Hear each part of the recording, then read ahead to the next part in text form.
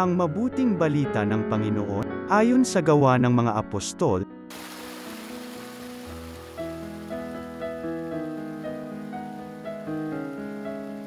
Noong mga araw na iyon, mula sa Persia, nagpatuloy maglakbay sina Pablo at Bernabe at dumating sa Antioquia ng Pisidia. Nang araw ng pamamahinga, pumasok sila sa sinagoga at naupo. Pagkatapos ng pulong, sumunod kina Pablo at Bernabe ang maraming Hudyo at mga nahikayat sa Judaismo.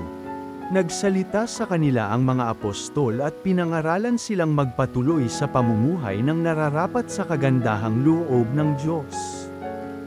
Nang sumunod na araw ng pamamahinga, halos lahat ng tao sa lungsod ay nagkatipon upang pakinggan ang salita ng Diyos.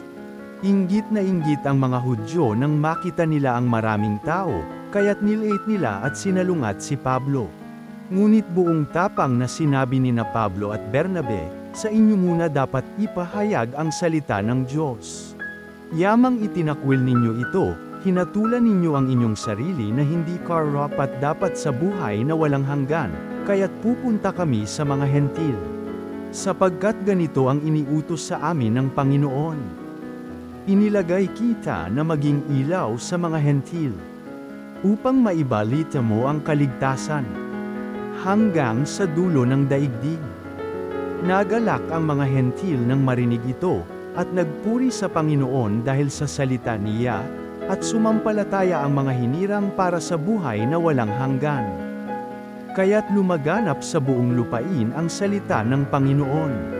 Ngunit sinulsulan ng mga Hudyo ang mga babaeng sama-samba sa Diyos at kilala sa lipunan, gayon din ang mga lalaking pinuno ng lungsod.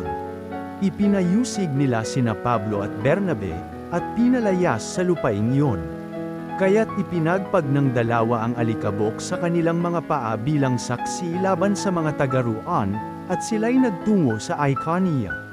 Ang mga alagad naman sa Antioquia ay natigib ng galak at napuspos ng Espiritu Santo. Ang mabuting balita ng Panginoon.